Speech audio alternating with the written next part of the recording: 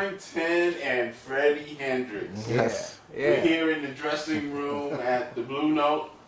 You guys just finished your first set with John Lee with the Dizzy Gillespie Big Band, the big all-star band, I should say, and with a featured artist, Paquito de Rivera.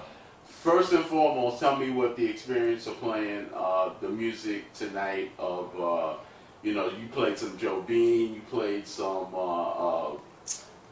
just some great Brazilian music. Right. Talk a little bit about that. You know, it's a mix of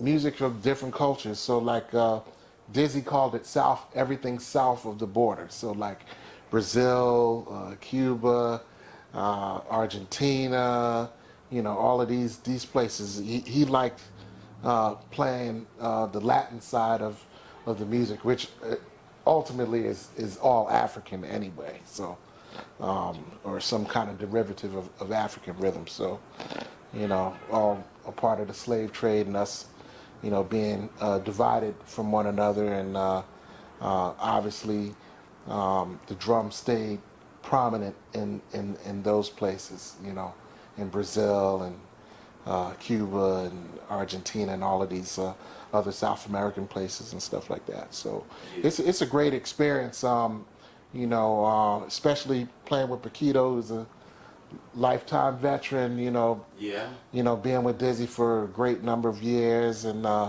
you know, Dizzy's been a big support and a big advocate in propelling Paquito's career. So playing that music with him on the stage brings a whole nother vibe, you know. Yeah. It's like you try not to trip on it that you're playing next to a legendary cat, but you know, you know, it's like it's no games played. It's serious business. So. Yeah.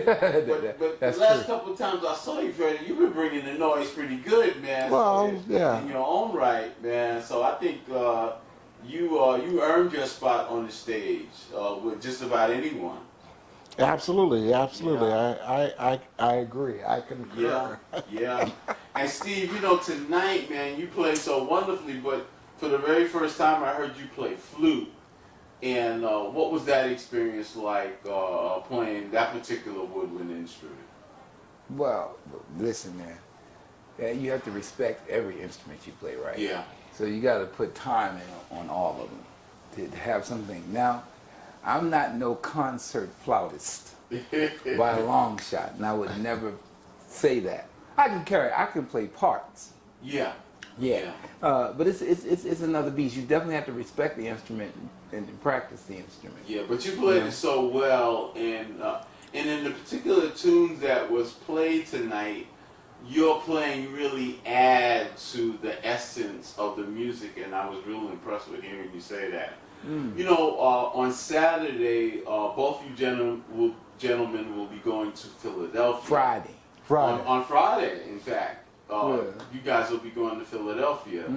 And, you know, with Leo Gasson and the Producers Guild, tell me what you anticipate in going to a great city like Philadelphia.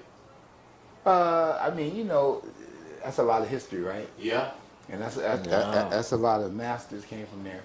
And Philly, I'm sure the people in Philly know the music. Yeah, they do. So, no different than New York, you have to be definitely serious and deliver a spirit-filled performance. Yeah. You know, that of on the shoulder of our ancestors. That's right. That's right. Yeah, we're an extension of them. Right. That's why we here. There's no them, there's no us. Right. So, you know, whether you're playing your original music or you're playing some of their music, Right. you still want to be within the same spirit of the music. So now you have been playing pretty regularly, Steve. You know, you're with the John Lee, with the Dizzy Gillespie All-Star Big Band. You front your own group. and you're still going back on tour with Kool and the Gang.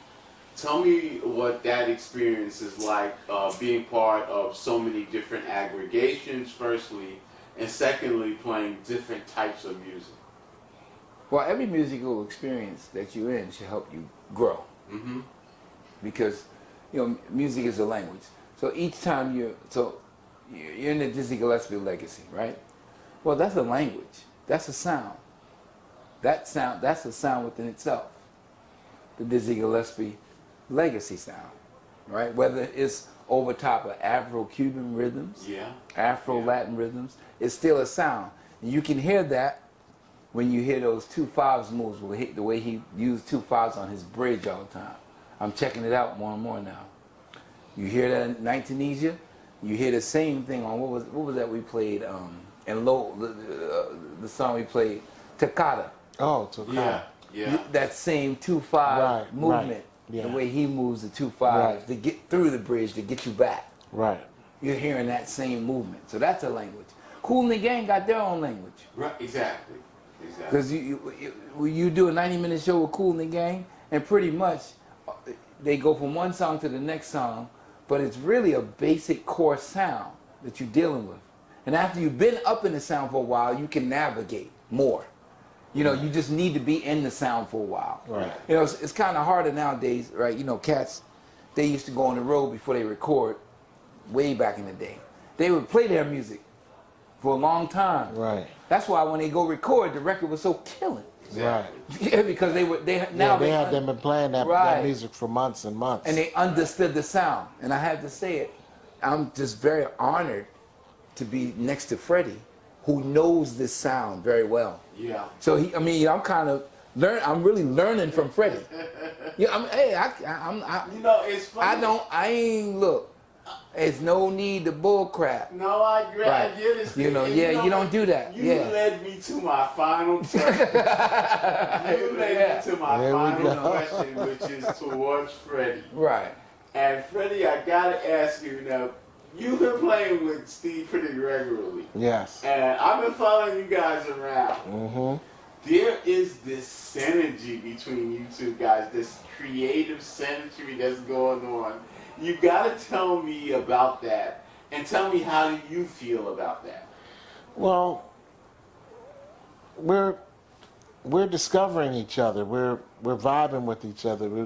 We play each other's music. We're trying to become one with each other when we play. We have a kinship that's it's out of this world. I can talk to Steve for hours and not get tired. I can't say that for many people.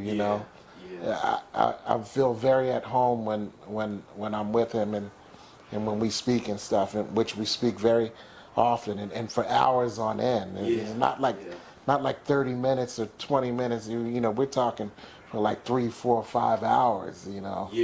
At a time, so when we're on stage, that same energy is coming out. That's what you're witnessing. Yes, absolutely. Absolutely. We're still it's still a work in progress, but but we're finding each other. So we're trying to develop a sound. Two men is one. Yeah. We're trying to develop that chemistry of that 2-man horn front or a 3-man horn front, and in this particular case, because we have Paquito with us, that everybody that when you bring a new element to the band, that automatically changes the vibe, So, but because there's nobody fighting for a position, it's not like one man's trying to cut the other. It's not that kind of vibe. Right. So it's very happy. It's a very happy vibe. It's a very peaceful vibe. It's a very beautiful vibe. And so, just... And it's coming through in your plan. Yeah. But I'm going to say thank you so very much for your time. I know you guys got to get ready for the second set here at Blue Note. And again, man, have a great trip to Philadelphia. I'm going to try to make it down there. Let's see how things work out, because I would love to be able to capture some of your playing down in Philadelphia. But again, man, both of you guys have been so creative, and you're growing together, has been a joy to watch, and I want to say thanks so much for your time. And this is my brother. And really, to be honest with you, now you know me, Kev, for years. I ain't gonna say nothing that ain't, if it ain't for real. You know, a lot of people out here you can't really sit down and learn from, but you can learn from Freddie. Oh, absolutely. And then I guess he got a lot to offer. You definitely it's learn a lot from him. a lot of information. A lot of information. Yeah. Not as much as Steve does. No, I watch you guys in rehearsal, man. And I'm privileged not just to watch you guys play on stage.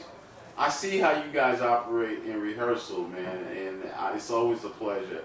I almost enjoy as much watching you guys work in rehearsal as much as I enjoy watching you yes, guys because that's on when stage, you're getting it right. Exactly. You get a chance, and on stage, you know, you can do what you can do what you need to do as a professional to try to get through, and then I guess, but ain't nothing like when you get to rehearse it. Right. And then I guess because you at least get to hear it.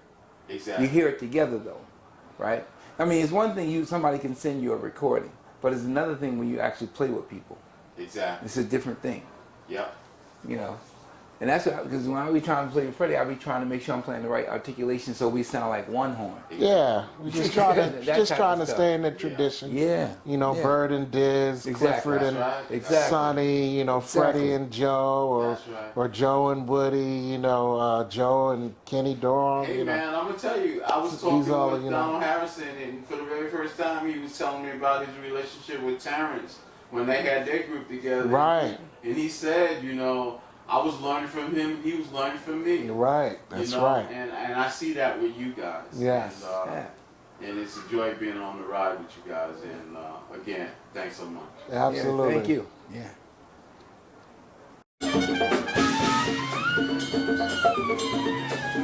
Yeah.